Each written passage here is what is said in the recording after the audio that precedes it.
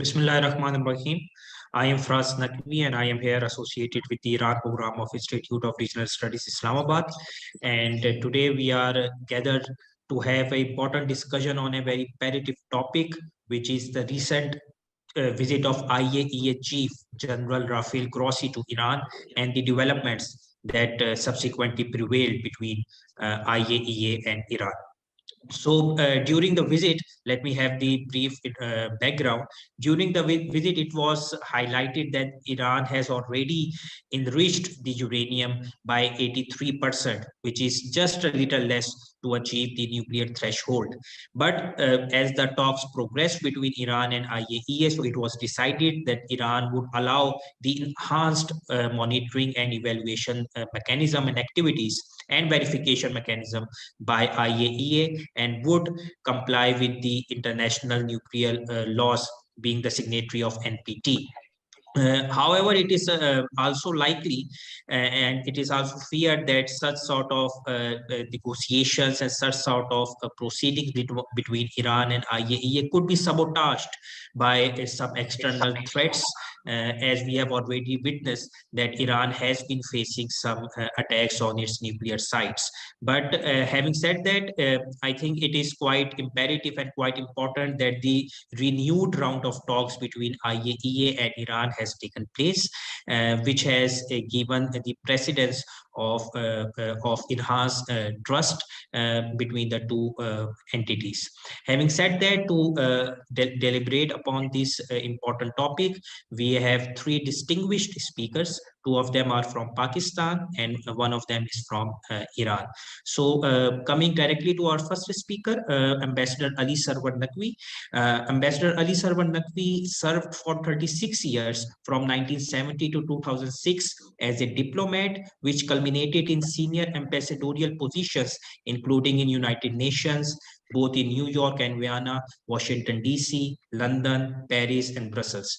He has also served as Pakistan ambassador to Austria and permanent representative to IAEA and was appointed as the chairman advisory council in Pakistan's Atomic Energy Commission. Currently, Ambassador Ali Sarwar Naqvi is serving as the founding executive director of Center for International Security Studies, a Islamabad-based think tank who conduct research on nuclear and technological affairs. He is also the distinguished visiting fellow in the National Defense University Islamabad since 2010, and he is also associated with various Pakistan research institutes since November 2009. Today, Ambassador Naqvi would be speaking on the IAEA role as a third party, as a mediator between Iran and the West, particularly the US. Over to you, sir. Thank you, Fraz. It's a very great pleasure and a privilege to speak today on this very important subject on the forum of the Institute of Regional Studies, which is a sister think tank in Islamabad. I am happy to be able to outline for you the IAEA diplomatic engagement as third party in the JCPOA. Now, this subject is of particular interest to me personally, as I served as Pakistan's ambassador to the IAEA during the period in which the Iranian program came under IAEA scrutiny. I served in the IAEA from 2001 to 2006, and I was on the board of governors when the Iranian program came under the IAEA purview.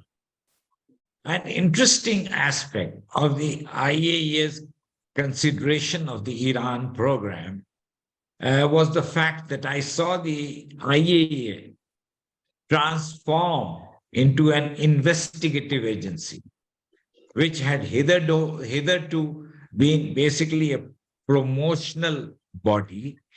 Its principal mandate was and is to promote the peaceful uses of nuclear energy, power, agriculture, medicine, biosciences, biotechnology, and a number of other peaceful uses this important energy source. Then came the issues of Iran, Libya, and North Korea during my tenure in Vienna, in which cases the Security Council mandated the IAEA to investigate the nuclear programs of these countries to ascertain if they are diverting nuclear material to military uses. Due to this mandated function, the IAEA also turned political. Even if its leadership, the DG and senior officers of the body, tried to maintain their neutrality. In Iran's case, the IAEA performed its role through diplomatic engagement with the parties involved. Iran on one side, the EU and later P5+1 on the other, to bring about a clear understanding and a clear picture regarding Iran's nuclear program. I mean, Iran was never considered to be in violation of its obligations, but there were some doubts and suspicions about its nuclear program. Now, this is very tricky. You see, nuclear energy is a dual use energy. So, there can always be doubts and suspicions if there is a lack of trust. And I think this is the basic problem in this entire situation in regard to Iran. There were two phases of the consideration of the Iran program. The first from 2002 to about 2003 or late 3 and early 4, when it was taken up by the IAEA itself. And I was there when the board of governors used to take up the Iranian nuclear program and the reports of the inspectors. When the agency could not satisfy itself entirely, the major European countries and the United States took it upon themselves to treat this issue at the political level. That was the beginning of the EU3, France, Germany, and UK, focus on Iran's program, which later converted into a larger group of P5+1, which means the 5 permanent members of the Security Council and Chairman. Now, I will now give you a quick rundown of the developments in this context for you to gain an insight into the issue. Iran's journey from acquiring peaceful nuclear technology to developing I would not say a nuclear weapons program, but into other areas which raise doubts and suspicions. Iran got its first nuclear reactor in 1959. The US supplied 5 megawatt Tehran Research Reactor, TRR, to Iran, which became critical in November 1967. In 1970, the Iranian parliament ratified the Nuclear Non-Proliferation Treaty, NPT. So Iran became a member of the NPT. In 1974, Raza Shah Pahlavi, the ruler of Iran at that time, established the Atomic Energy Organization of Iran, AEOI, and announced plans to generate about 23,000 megawatts of energy over 20 years, including the construction of 23 nuclear power plants and the development of a full nuclear cycle. In 1979, as we all know, the Iranian Revolution and the seizure of the US Embassy in Tehran resulted in a severing of a break of US-Iranian ties and damaged Iran's relationship with all Western countries. Iran nuclear projects were halted. The National Council of Resistance, now here comes the next stage. the National Council of Resistance on Iran, the political wing of the Mujahideen Khalq, held a press conference in 2002 and declared Iran had built nuclear facilities in near Natanz and Arak. On September 12, 2003, the IAEA Board of Governors adopted a resolution calling for Iran to suspend all enrichment and reprocessing related activities. The resolution required Iran to declare all material relevant to its uranium enrichment program and allow IAEA inspectors to conduct environmental sampling at any location. The resolution required Iran to meet its conditions by October 31st, 2003. On October 21, 2003, Iran agreed to meet IAEA demands by the October 31st deadline, and in a deal struck between Iran and the European foreign ministers, Iran agreed to suspend the uranium enrichment activities and ratify an additional protocol requiring Iran to provide an expanded declaration of its nuclear activities and granting the IAEA broader rights of access to sites in the country. However, the Iran IAEA cooperation, which was working so far, did not satisfy the members of the Board of Governors, especially the Western countries, and the entire case of Iran was then taken over by at the political level by the European countries in the first instance. At the heart of the negotiations with Iran were, of course, the 5 permanent members of the UN Security Council and Germany, collectively known as the P5 and 1. And the European Union was for. Now, this led to negotiations and detailed discussions for almost 12 years, from 2003 to 2015, which resulted in the JCPOA, the Joint Comprehensive Plan of Action. Under its terms, Iran agreed to dismantle much of its nuclear program and open its facilities to more extensive international inspections in exchange for billions of dollars worth of sanctions relief. These sanctions had starved Iranian economy of more than $100 billion in revenues from 2012 to 2014 alone, just the few years before the JCPOA was signed. The JCPOA, which went into effect in January 2016, imposed restrictions on Iran's enrichment program. The P5 and plus 1 wanted to unwind Iran's nuclear program to the point that if Tehran decided to pursue a nuclear weapon plan, it would take at least 1 year, and that would give the world enough time to respond. Many experts say that if all parties adhered to their pledges, the deal almost certainly could have achieved that goal for longer than a decade. So, this plan was put into effect under the Obama administration, and finally, the whole thing started moving with increased inspection of Iranian facilities to IAEA inspectors and which included surprise inspections as well.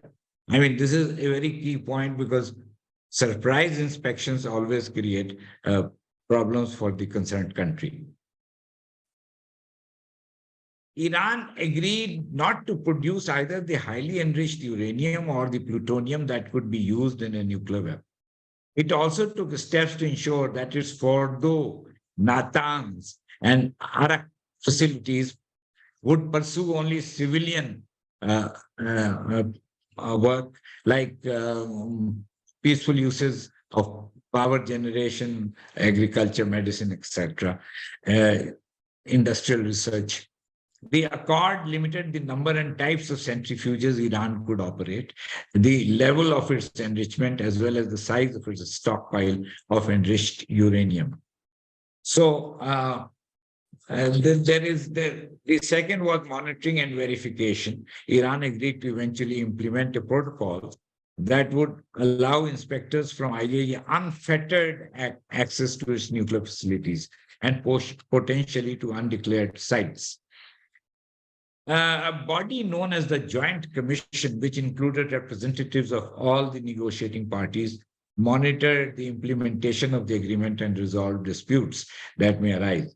A majority vote by its members could gain IAEA inspectors access to other sites which were of any of suspicious nature and had not been declared.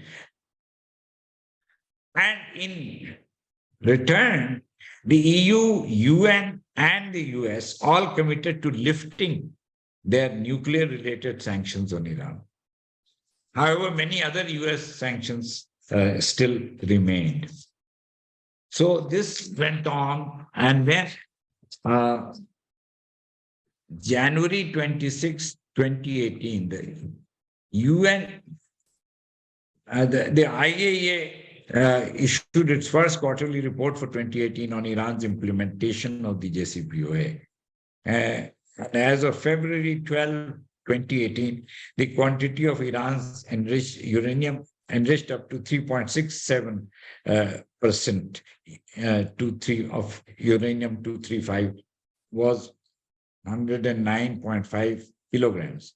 So Iran was adhering to the commitments that it made.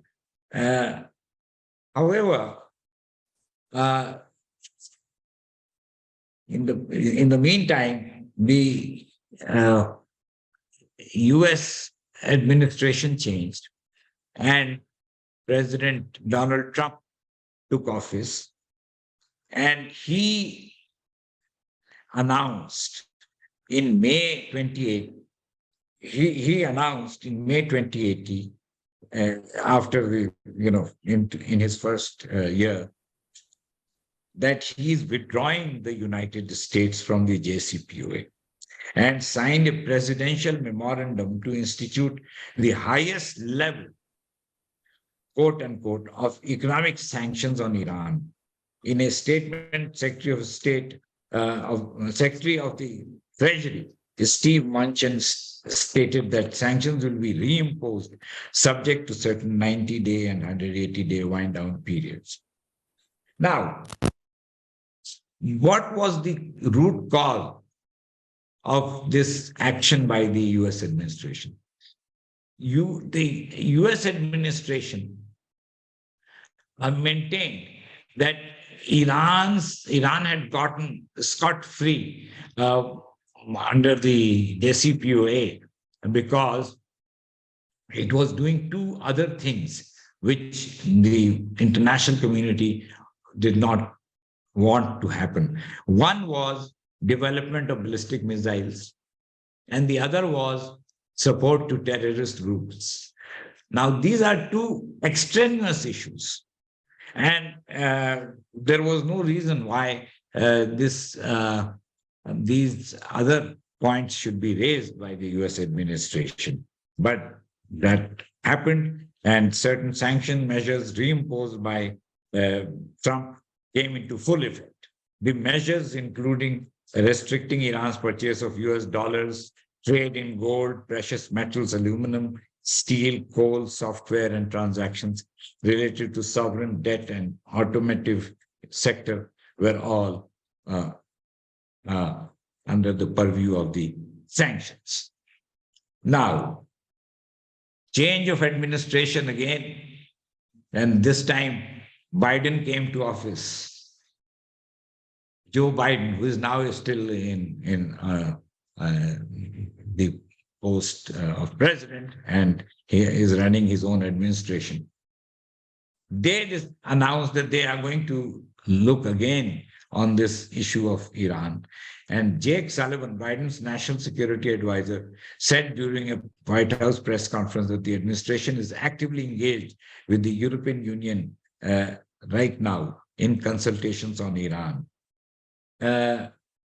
Iranian Supreme Leader Ayatollah Ali Khamenei said during an interview with the Iranian state media that if the United States wants Iran to return to its commitments, it must lift all sanctions in practice.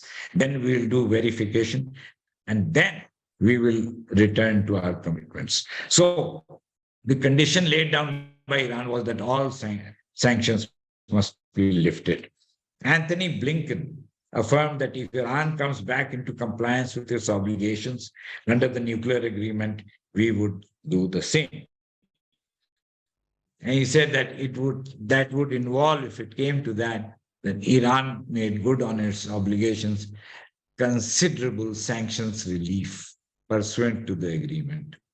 October 31st, 2021, US President Joe Biden promised that the United States will return to the JCPOA so long as Iran does, and assured that Washington will only abandon efforts to restore compliance if Tehran reneges on the deal.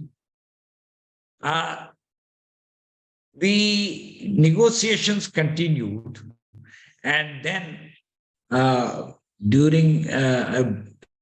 in December 2022, during a biannual meeting on the implementation of UN Security Council Resolution 2231, US alternate representative of the UN said that the UN Secretary General's failure to investigate evidence of Iran selling drones to Russia, again, an extraneous matter, in violation of Resolution 2231 is not acceptable, and there must be some degree of accountability for openly violating resolutions of the Security Council. Therefore, the matter is now in doldrums, and there is no light at the end of the tunnel at this stage. So it seems that the Biden administration is again hesitating from taking any positive steps regarding lifting of the sanctions.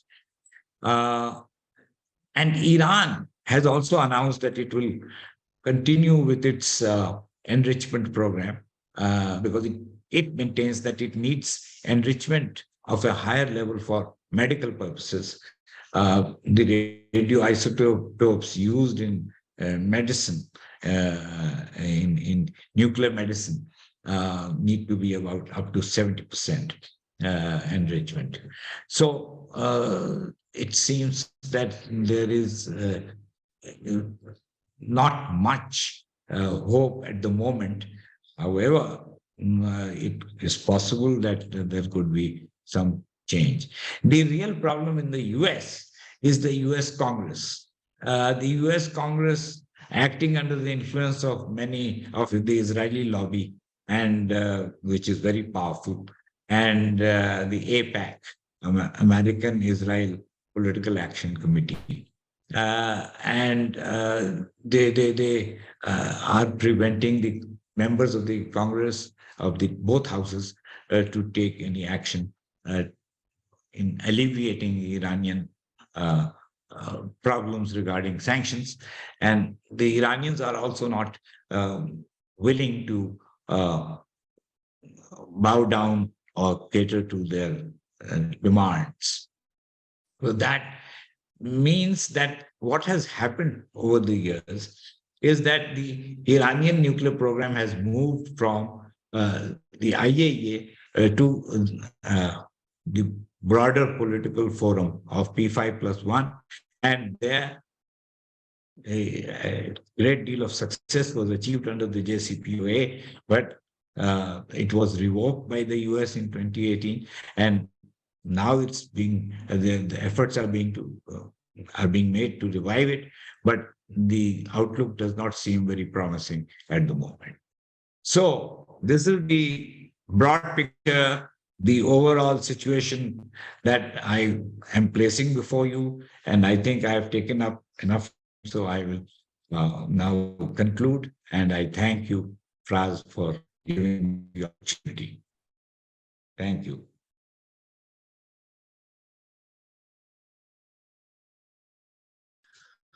Thank you so much, sir, for providing a holistic and historical approach to Iranian nuclear program.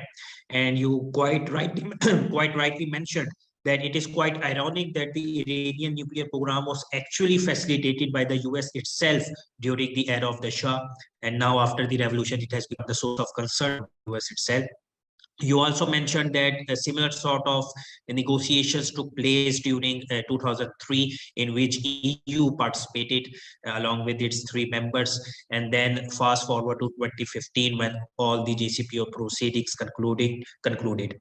One last thing that you pointed out, that the real problem in the real problem why the JCPOA is not being revived right now is the US Congress, in which the Israeli lobby is quite prevalent and quite influential.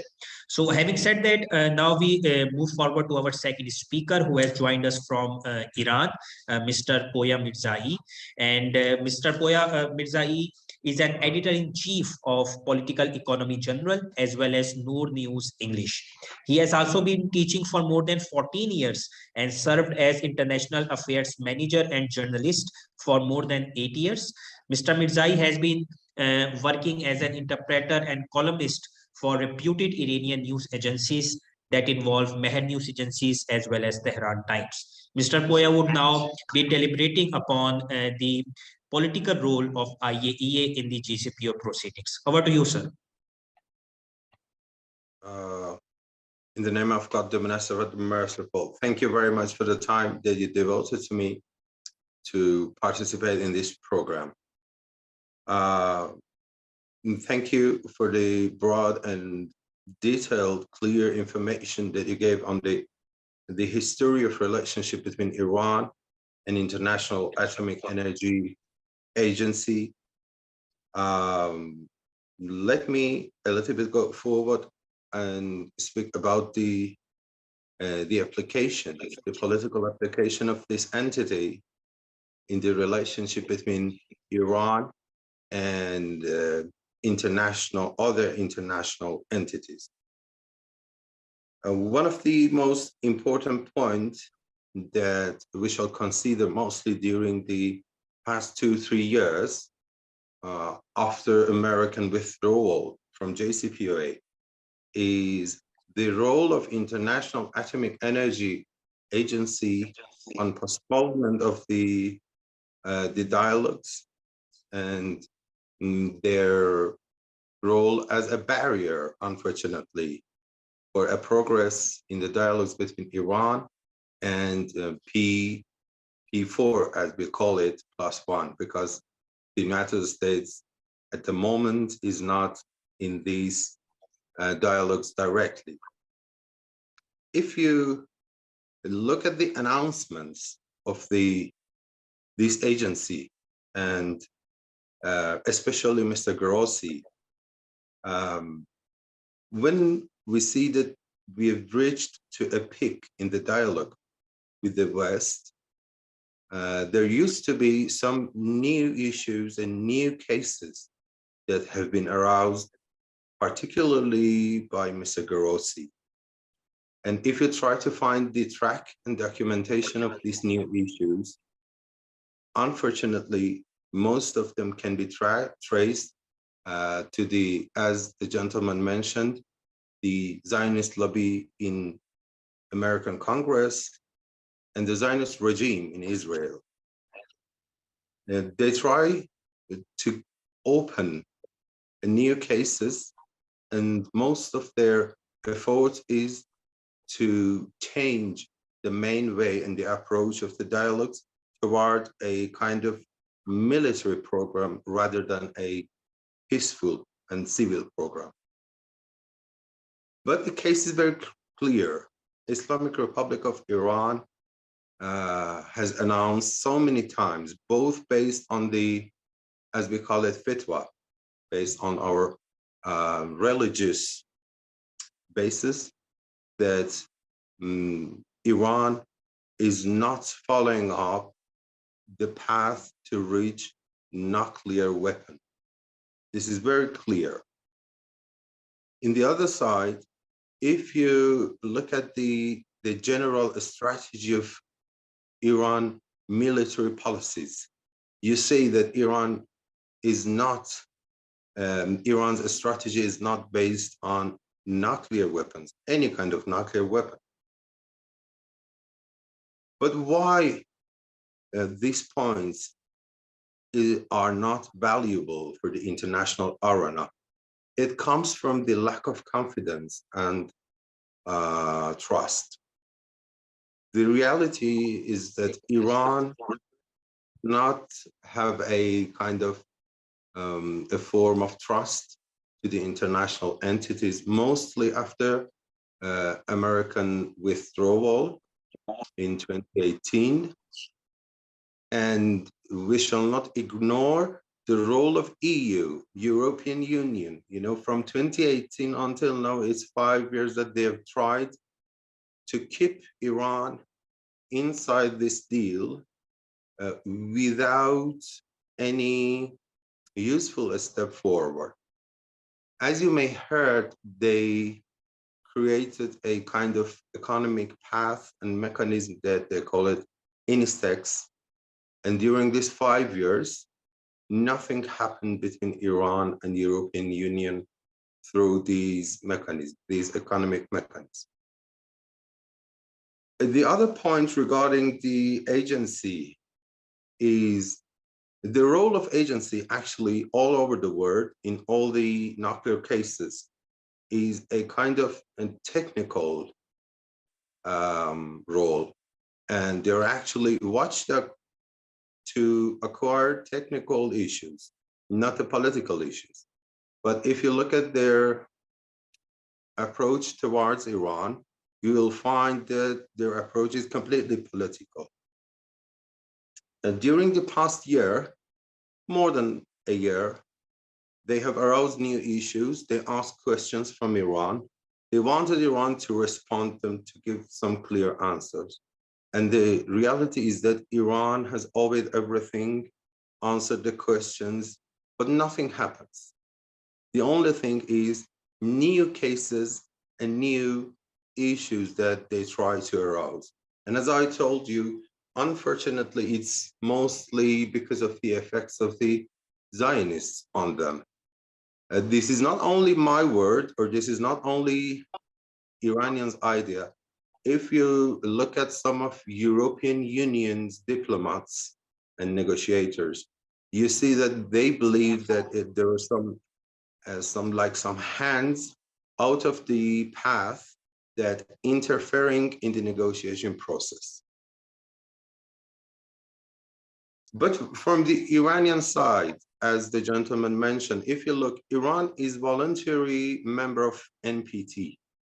But if you look at the countries that are acquiring nuclear weapons, there are 9 countries, and 4 of these 9 are not the member of NPT. Israel, India, your country, Pakistan, and the North Korea that used to be, but they resigned and they withdraw from NPT. But one of the most complicated surveillance systems has been put and pushed on Iran through NPT, but this is completely voluntary. Iran doesn't have nuclear weapons, so it doesn't need to continue its membership in the NPT. This is an idea that some people inside Iran, some experts inside Iran, that they believe on this. But the Islamic Republic of Iran continues to show the confidence. But you see what is coming from the other side. They use this voluntary membership to put more and more surveillance on Iran. One important point, again, is from 2018 till now, The side that has been withdrawn from the JCPOA is the United States of America, not Iran. Iran is still inside this deal. Maybe, according to the text of the deal, Iran has put some steps backward, but it is completely based on the deal. There is nothing coming from out of the deal that Iran tried to enter inside the negotiations. But look at the other side. There are some humanitarian issues, human rights issues. There are some issues regarding Iran's military progress. There are some issues regarding Iran's foreign policy progress. All of them have been used as a kind of instrument or leverage inside the negotiations. And the agency, International Atomic Energy Agency, surprisingly has played a very, very broad role for using such a kind of non-related issues in the negotiations. At the end, if you let me, I want to give a very brief introduction of the people of Iran, their opinion about the whole situation. As the gentleman mentioned, the Iranian nuclear program is not a new program. It has been started during the monarchy regime, the former regime. And as you go and try to find the information in media at that time, there were two barriers for Iran, two forbidden points again for Iran, acquiring nuclear weapons and high-level enrichment. So it's not related to the Islamic Republic of Iran, actually. It's something that is forbidden for Iran. And the people of Iran somehow are thinking that why it should be like this, why we should be forbidden from acquiring any kind of weapon. If these kind of weapons are forbidden, it must be forbidden for everyone. And if they're not forbidden, why it's only forbidden for us? And the next point is high-level enrichment. You know, maybe these days you hear about the 60% enrichment of uranium inside Iran. All the experts and technicals and scientists, they know that this is very inevitable for some kind of batteries, for some kind of propulsion systems. It's not related to the military aspect, but the agency wants to try to use this as a leverage. But the Iranian people, they think that it is a kind of their right. They have spent their national treasure, their money on this program for many decades, and they don't believe that they should stop it. No one inside Iran is believing on stopping the progress of this industry in Iran. But the reality is that in the other side, the conservatives in the United States, the Zionists inside America and in Israel, they think that they should somehow stop this industry.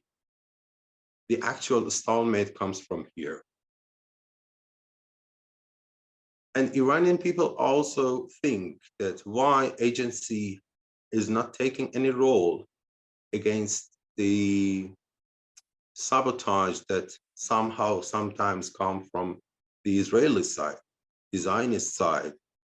For example, if you look at the conflict in Ukraine, and there were some issues with some nuclear power plants, mostly in Zaporizhia, if I pronounce the name right.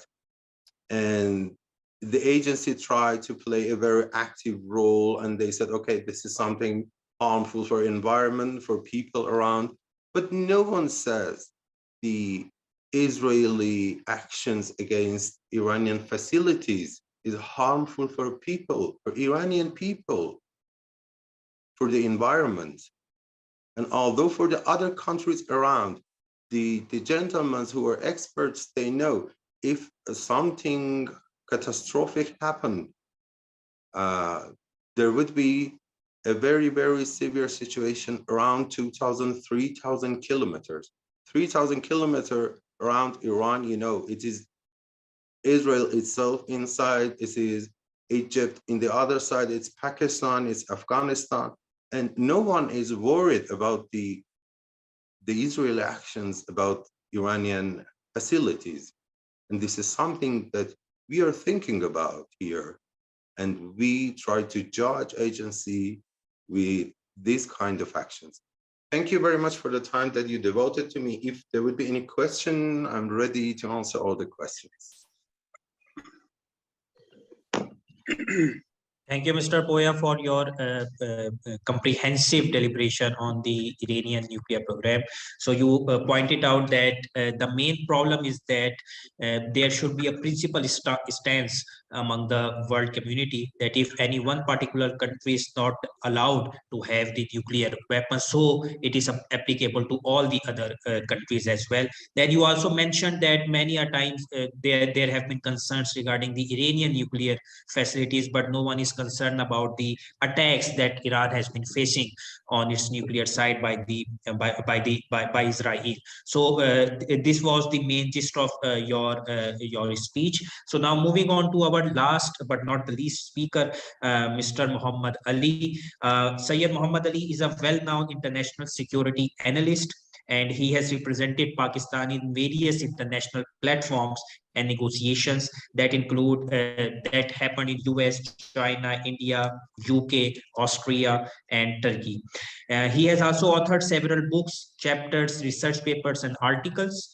His policy and academic work has been widely published and cited by the leading think tanks that include Brookings Institute, IISS, ISIS, Stimson Center, and the PAM. He has also presented his papers in various internationally recognized journals like the Bulletin of Atomic Scientists, Non-Proliferation Review, IISS Military Balance, and others. So today he'll be speaking on the geopolitics and the Iranian nuclear program. Over to you, sir. Thank you so much, Mr. Fraz. I am grateful to Institute of Regional Studies, yourself, Mr. Fraz, and the leadership, Ambassador Riaz as well, for giving me the opportunity to share my views on a very interesting and important subject of global and regional interest and significance. I think we've already had a very comprehensive and insightful two perspectives. So what I'll try to do in the next 15 minutes is to frame the Iranian nuclear program in a geopolitical context and try to piece together a simpler picture so that everybody can understand. I'll present a realist and academic perspective. So when you look at the Iranian nuclear program, there are 5 dimensions that need to be considered. We've heard the diplomatic aspects, the technical and the legal aspects, but there's more to it which deserves attention and deeper reflection. There are 5 dimensions. There's a legal dimension of the nuclear program. There's a political significance. There's an economic significance. And then there's a technological aspect. And last but not the least, the security aspect. So I think the legal aspect has been adequately covered by Ambassador Naqvi, in which he mentioned the NPT commitments that Iran has made to the international community according to international law, and the growing expectations of the international community, particularly of the Western powers, but spearheaded by IAEA's growing demands regarding transparency and restraint from Iran. But that's the legal aspect. What I argue is that the legal aspect is, as has been mentioned by the 2 learned speakers before me, is not independent of the political, economic, technological, and security dimensions. That is what is very important. So in terms of the political aspect, I think that is perhaps the most significant. And why is that? It's because at the global and the regional level, the changes which are swiftly afoot in the world order, also in the Middle East, have had a significant impact on the Iranian nuclear program and how it is perceived regionally and internationally. I think it will be inappropriate for me not to point out the recent, a very historic development which has taken place, that China facilitated a major peace agreement between Saudi Arabia and Iran. I think that will be a very significant geopolitical development. And that reflects that China is positioning itself in the Middle East as a major global peace broker, which will reduce and challenge the dominance of the Western powers in the Middle East. So that is very important. And because when you look at in the geopolitical context, it is quite apparent that since 1979, for the last 44 years, Iran was facing a threat of diplomatic isolation, economic strangulation, and also military and other threats. So, as has been rightly pointed out, the Iranian nuclear program itself started with the US help in the 1950s as a result of the Atoms for Peace program. But how the Iranian nuclear program was perceived after 1979 fundamentally and radically changed. And that led to a Western policy of technological denial and coercion, which Iran has faced till today. So that is the context in which we need to see the whole developments. But what has happened that the attempts to stop or reduce or harm the growing technological capability of the Iranian nuclear program has used both kinetic, diplomatic, and non-kinetic means. When you look at the diplomatic aspect, obviously the coercion has been there, but JCPOA, as has been pointed out by Ambassador Naqvi, provided a win-win situation for both Iran and the rest of the world, because it offered economic relief in return for technological restraint from Iran. However, due to the change in government in the US unilaterally withdrew from JCPOA. But the other parties, which include Russia, China, Britain, France, and Germany, are still committed and expect Iran to remain committed to this deal. But the geopolitics is more significant than these legal and diplomatic aspects, because the recent Ukraine war brought Russia and Iran together very close to each other, also in terms of the security cooperation. Also, there are reports of very significant historic economic trade and investment between Beijing and Tehran. So what has happened in reality is that the weight, the bite, and the effect of the US sanctions on Iran have been somewhat circumvented and reduced by the recent global and regional changes. At the global level, you see China emerging as a major importer of Iranian oil. I was reading as part of my research that Russia and Iran have been collaborating significantly in defense cooperation, and there are reports that Russia might soon provide Iran with very high-tech 24 Su-35 fighter bombers, which will significantly, once it happens, improve Iran's air defense capability and reduce the possibility and risk of any airstrike against its nuclear installations. So, and in case of China, I was reading the recent reports of the Iranian oil exports. If you look at the time when JCPOA came into effect, according to open source assessments, Iran was exporting around 2.5 million barrels of oil per day in 2018. But after Mr. Trump administration withdrew unilaterally from JCPOA, and it had a huge economic impact on the Iranian economy. And according to open source reports, from 2.5 million barrels per day, the exports dwindled to less than 500,000 barrels per day. That was a huge dent in the Iranian export revenue. But what has happened recently, in the last few 3-4 months, the recent reports indicate that China has emerged as a major buyer of Iranian oil, and there are reports of more than 1 million barrels per day being procured from Iran. So what does all this mean? This means that the Western attempt to coerce Iran economically, to force it to reduce its technological development in the nuclear field, have been circumvented and eroded by growing cooperation between Iran, China, and Russia. So that indicates that Iran is very tactfully using the emerging opportunities in the transformation of the world order and benefiting from its growing economic cooperation and energy cooperation with China, and military and security cooperation with Russia. So that is how I see geopolitics affecting the Iranian nuclear program and reducing the effect of the Western sanctions on Iranian nuclear program.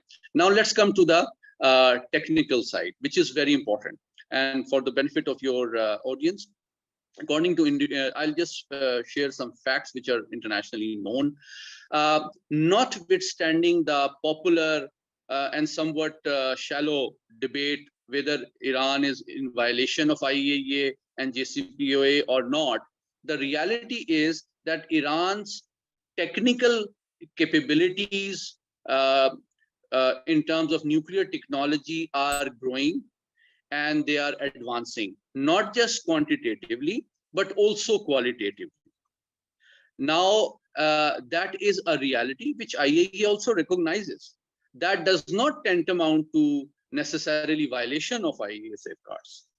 But the fact is, as Mr. Poya pointed out, according to NPT obligations, Iran has a sovereign right to pursue and promote and advance its nuclear program for peaceful purposes, as long as it remains committed to that obligation, according to NPT. And so far, it has not given any indication that it has violated the NPT obligations. That is the most important thing. The second aspect is, in terms of the technological aspect, there are reports that the current enrichment, the 3 enrichment facilities, which include the Natanz and the Fordo, offer Iran more than 18,300 separative work unit of enrichment capacity, which is far more than what it had at the time of JCPOA. So that is the quantitative development. Second is the qualitative development. The design and the sophistication of the centrifuges have also improved remarkably, and which indicates the capacity of its enrichment facilities has not just quantitatively, but qualitatively improved. What it means, basically, according to a recent ISIS report, only in the last few years, last 3 years, the centrifuges which have been produced are quantitatively less, perhaps 2,782 sophisticated advanced centrifuges and 7,100 centrifuges which are of IRI design in Fordo. But the capacity of the later, more advanced and sophisticated centrifuges, which are at Natanz, to produce, to enrich uranium is much faster and much more advanced than the older designs. So what I'm saying is that Iran has, tactfully used its access to international cooperation under NPT obligations, and also developed its own enrichment technology qualitatively, even if it does not violate the number of centrifuges that it has. What it means is, in terms of strategic capacity, its breakout capacity period has been reduced significantly. If you look at Iran's breakout period, it would have taken it perhaps a year in 2015. Today, it would take a few days. Now, what does this mean?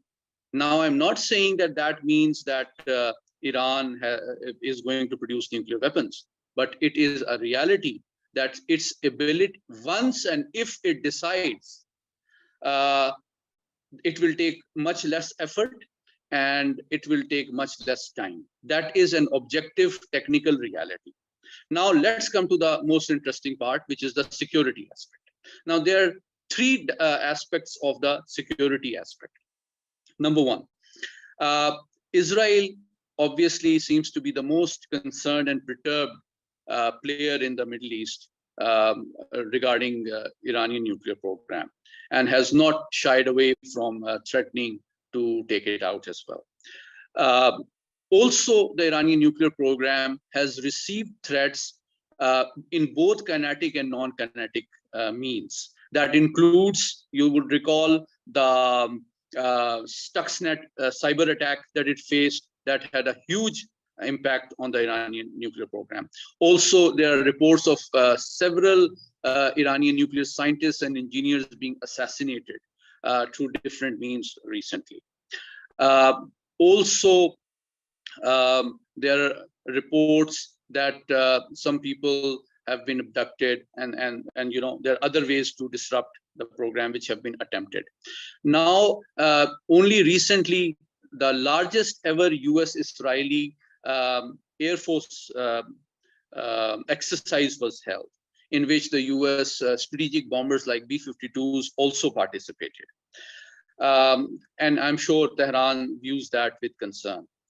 However, the recent deal that you have witnessed that Saudi Arabia has signed thanks to the facilitation of Beijing might reduce the threat perception of Tehran regarding the Arab world.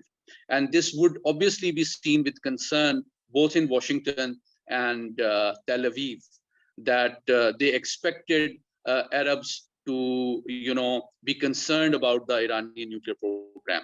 But only today, earlier in the morning, I was reading reports that the Saudi and the Iranian foreign minister are going to talk shortly in order to reopen their embassies.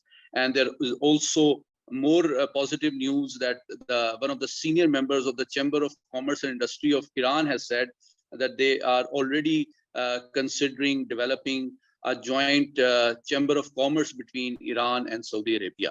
Now, these things, what do these things mean for the Iranian nuclear program? It obviously reduces the threat of not just physical harm, but also of isolation, both in economic and diplomatic dimensions that Iran has faced for the last 44 years. So this means that the attempts to isolate Iran diplomatically, economically, technologically are not proving very successful. And Iran, on one hand, is improving its security relations with Russia, economic and energy cooperation with China, and trade relations, reviving them with the Arab world as well.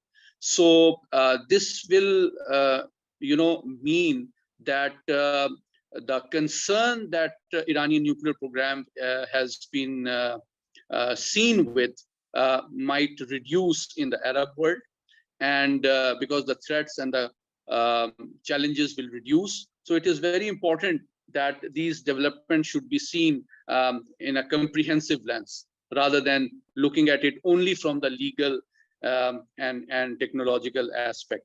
Last but not the least, very few security aspects which would be of interest to your audience. Look, what option does Israel have as a devil's advocate against Iranian nuclear program? If they try to take it out, technically it may not be possible for three reasons. Number one, when you look at first, there are two routes. One is the enrichment program. The second is the reactor. So you can't take out all the facilities at the same time. Plus, there are three major enrichment plants in Natanz and Fardo. And the most significant one, like the Fardo, are deeply buried underground.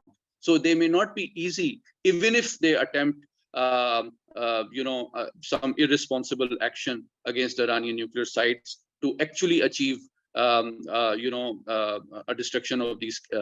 Secondly, I earlier mentioned, if Iran procures the Su-35, which is a very advanced 4.5 generation fighter aircraft, then I'm sure it will be seen, it will draw a lot of respect from the Iranian adversaries in terms of air defense capability.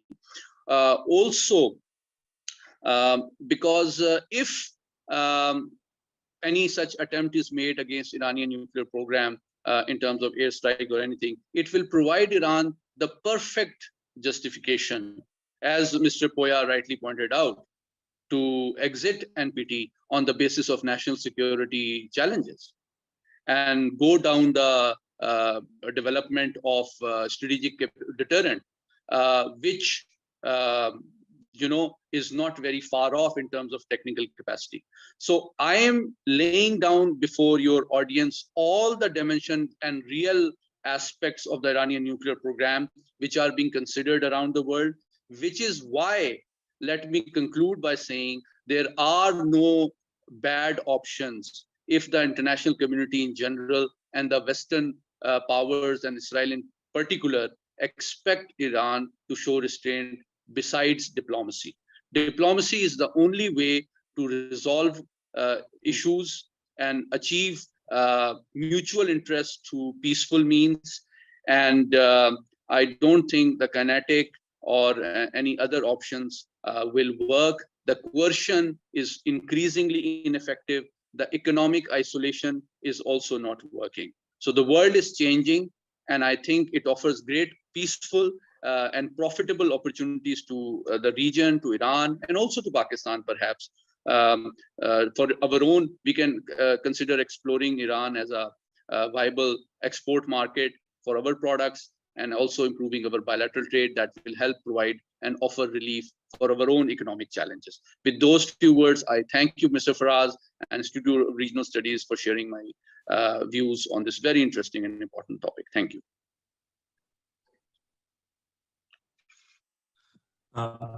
Thank you, Mr. Muhammad Ali. It was quite a fascinating viewpoint that you highlighted.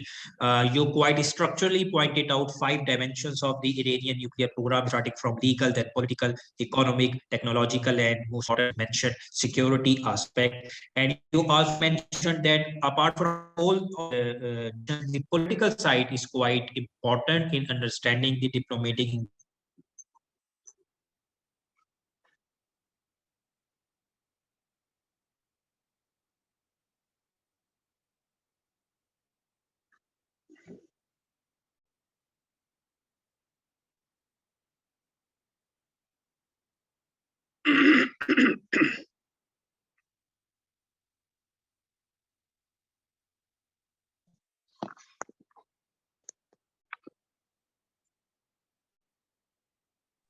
Faraz, I hope I am audible to all of you. Yes. So it was an internet breakdown. So Mr. Ali quite rightly pointed out the 5 dimensions of Iranian nuclear program. And at the last, you mentioned that any disruptive act against the Iranian nuclear facility might provide Iran the chance to, might provide Iran the excuse to basically withdraw from NPT, and it would be catastrophic for the entire diplomatic engagement that has been going on between IAEA, Iran, and the West. So having said that, I quickly move to the question answer session, and I know that Ambassador Ali Sarwar Naqvi has to leave for another meeting. So my first question would be directed directed to Mr. Ambassador Ali Sarwar Naqvi. And this question is from Dr. Kaval Hayat from Lahore Garrison University. And she asked Ambassador that how would you see that Iran might be able to satisfy the concerns of IAEA of not enriching uranium beyond 60%, considering the geopolitical scenario that has been unfolding in the globe?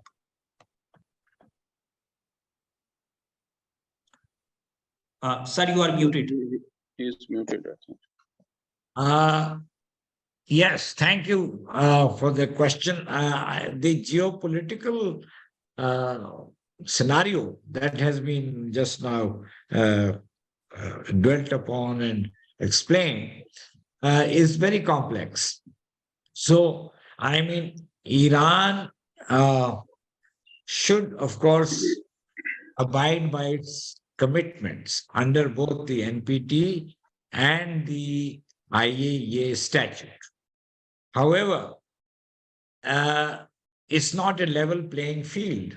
Iran has always had certain reservations about the treatment that Iran as an individual country has been given as against many other countries which have not been treated with the same stringency.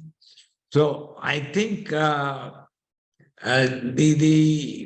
you see, at the base of all international relations is the fact that every country is sovereign, and that under international law gives that country the right to do what it considers to be the best in its own national interest.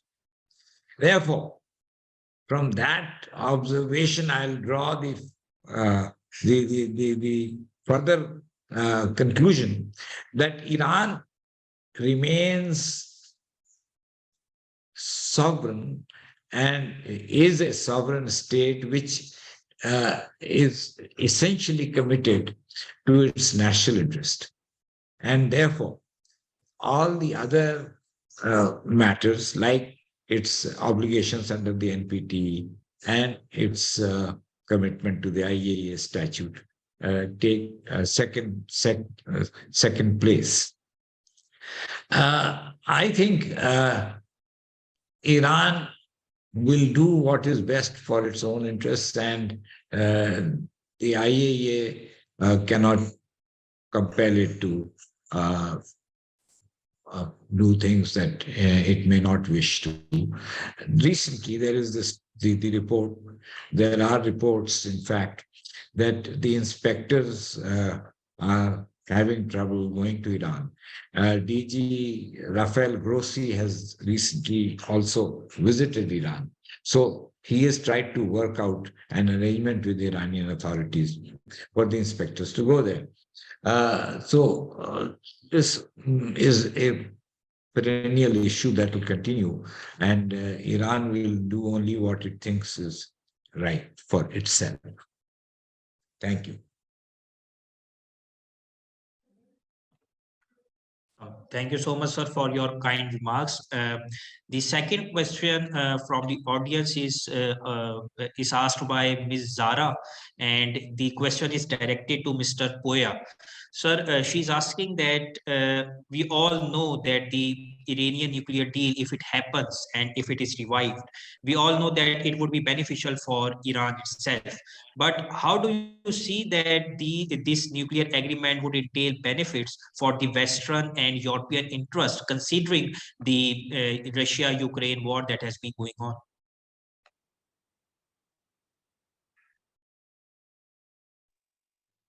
Thank you very much. If I could understand, you mean that what would be the interest of progress in Iranian nuclear program for the Western side? Yes, sir. Yes, sir. Precisely. The question is that what is the interest of other countries' nuclear program for the West? You know, such questions, gentlemen, or such attitude toward Iran, I'm so sorry that I'm speaking frankly, is not recognizable for us.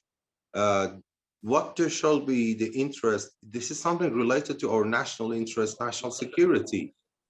But definitely, if I want to clarify, there would be some I have to call it like a subsidiary, like a side interest, if they facilitate the relationship with Iran. You can see Saudi Arabia, for more than 7 years, they tried to do lots of bad things against Iran. They hired mercenaries. They tried to interfere inside the Iranian situation. And then they reached to this point that cooperation with Iran would benefit them. The benefit for Western countries comes from generally cooperation. But if you want to ask, okay, we should have an interest for Western side to let us to progress our nuclear industries. It's, I'm sorry, a little bit ridiculous.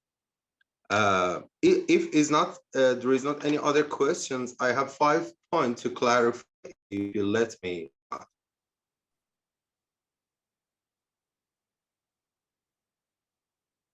Mr. Faraz, is there any Yes, sir, other you may question? continue, please.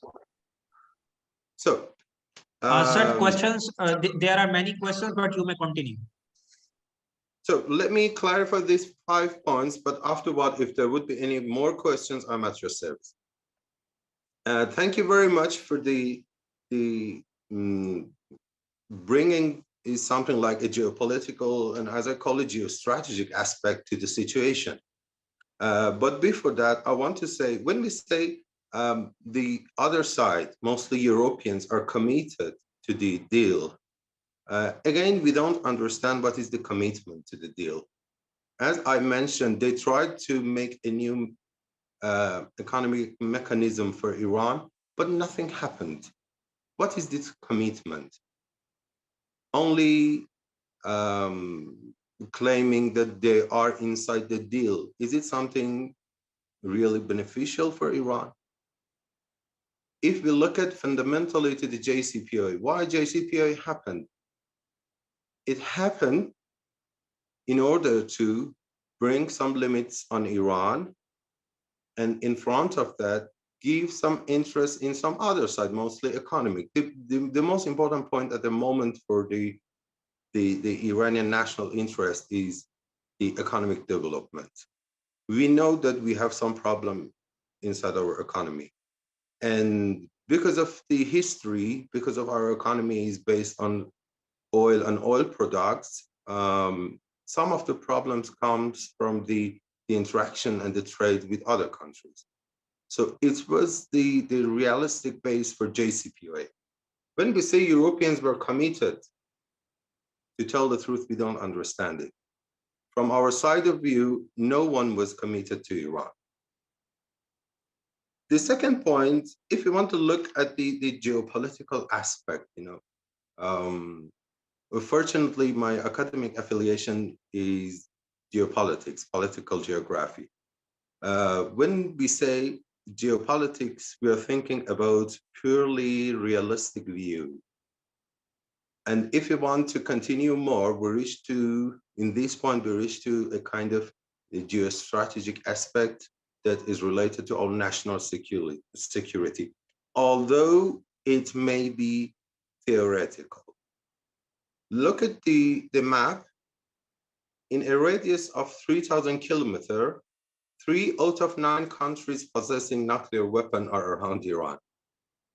And if we look again, in a radius of 2,000 kilometers, 2 out of 9 are around Iran, Israel and Pakistan.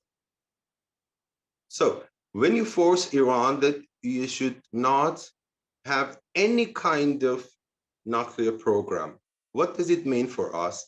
It means that maybe once in a blue moon something happened and we want you with a tied hand. This is the way that I think it's completely rational. Any other country, when they want to look at the situation and when they want to assess the situation, they look at it in this way. But no one outside Iran tries to look at these points. For any other nationalities and countries, their national security comes first. But when we reach to Iran, lots of things comes first, and then we think about Iran's national security related to those lots of things. The next point, sometimes some expert inside Iran, they look at Northern Korea. What they did, they had some operation, nuclear weapon operation, the long-range missile operation, and Donald Trump said that I'm ready to start a kind of dialogue with you. This is another point that some people are thinking about it. You know, when you put your feet in Iran's step, maybe it will be more realistic and although more rational for you to think about the issues like this. And about the Iranians' withdrawal from NPT is catastrophic. This is another point that we don't understand. As I mentioned, 4 countries out of 9 are not inside the NPT. Why it's not catastrophic? Why Iran's withdrawal from NPT is catastrophic? What does it mean? Israel is not committed. No one knows exactly how many nuclear warhead weapons do they have. There are some experts here, some scientists and technicals and diplomats. Is there anyone to know that exactly how many nuclear weapons do they have? No one knows. And they are staying in around 2,000 kilometers distance from Iran. They're using everything to make some operations against Iran. And we don't know how many nuclear weapons do they have. And they are out of NPT and no one says it's catastrophic. And the last point is about inspectors. According to my information, let me clarify, the agency inspectors are not prohibited to come to Iran. There were some steps backward after American withdrawal, and these steps were exactly from the inside text of JCPOA. And according to these steps, some access points have been restricted. It doesn't mean that they have problem for coming to Iran. They can come to Iran, they can inspect some of the facilities, but there were some more facilities, and to tell you the truth, for your information, all of them were voluntary, that they have been restricted. I'm at your service.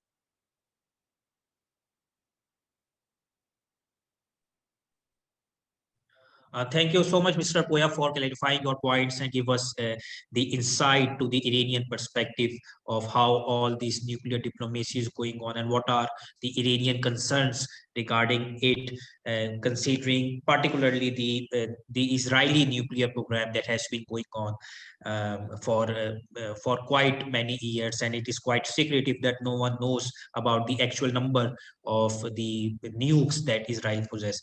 So we are really running short of time, but before that we have 2 last questions. One question is asked by Mr. T.A. Bhutta, and I believe it is directed to Mr. Muhammad Ali, sir. He asked that considering the recent geopolitical development, specifically the rapprochement between Saudi Arabia and Iran, how would you see that Saudi Arabia would negotiate with Iran on the nuclear front? Because as we all know, that the 2 countries in the region who were really apprehensive to the JCPOA were number 1 Israel and number 2 Saudi Arabia. So how do you see that considering this rapprochement, the nuclear diplomacy would be going on between these 2 regional countries, Saudi Arabia?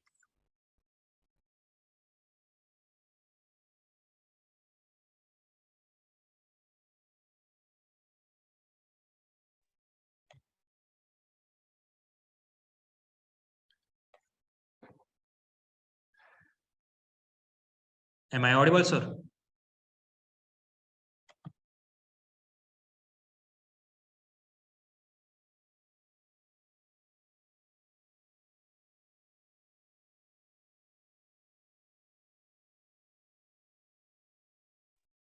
For us, there is no response. Okay, so Hello. Yeah, let me move. Can you hear me? Yes, sir, we can hear you now. We can hear you now, sir.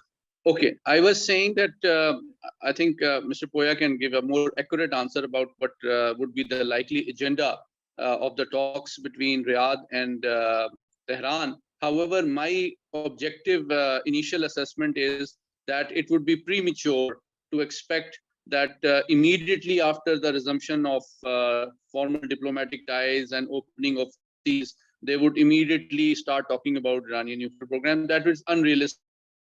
I think there'll be baby steps. They'll initially try to reduce the distrust and build gradually relations. Perhaps there'll be more talk on economy and trade.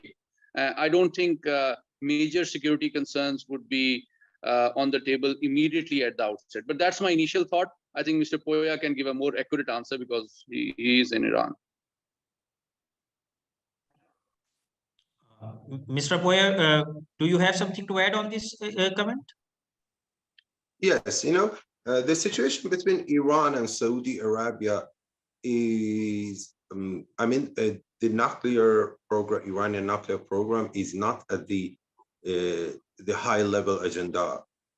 There are lots of things between Iran and Saudi Arabia that must be facilitated and de-escalated, as the gentleman mentioned. But there is something amazing and interesting. Let me inform you that from the 2 or 3 days after they announced their agreement, some officials from Saudi, something like Saudi Atomic Energy Organization or something equivalent, they contacted Iranian Atomic Energy Organization and they said, we are ready to cooperate and use your technology and your how-now to develop our nuclear program. And Iran is completely open to this situation.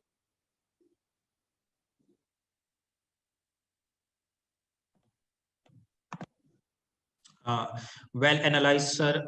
So we are really short of time. So before concluding, I would like Ambassador Nadeem Riaz, the President of Institute of Regional Studies, Islamabad, to give his concluding and thank you remarks.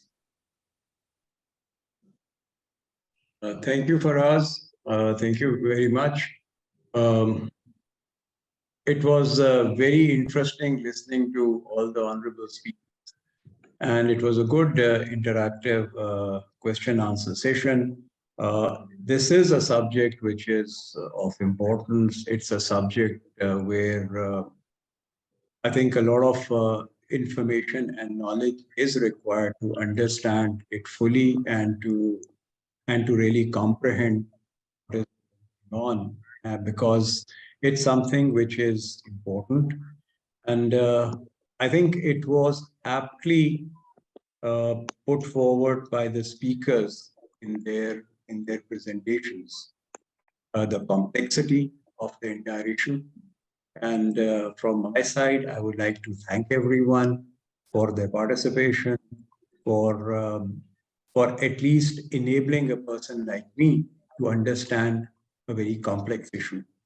I honestly feel that we need to have more sessions on this particular subject, because it has got its intricacies and it has got its, I would say, complexities, which need to be understood, because little knowledge, as they say, is a dangerous thing, because especially with nuclear issues, you need to be very, very calculated in the language which is used, because the meaning can change just by putting a prefix or a word out of context. Compliments to everyone for elaborating on this particular subject. And Faraz, I hope that you will organize another session in continuation. Thank you very much. Thank you for joining us during the month of Ramadan. Over and out from my side. Over to you, Faraz. Thank you, sir. Thank you so much, Thank sir, you.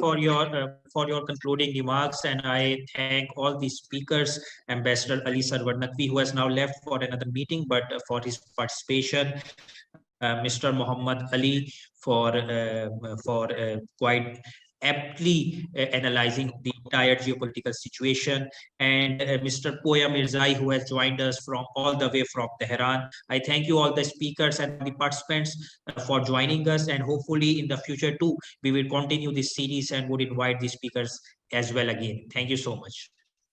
Thank you for having me, Raz. Thank you.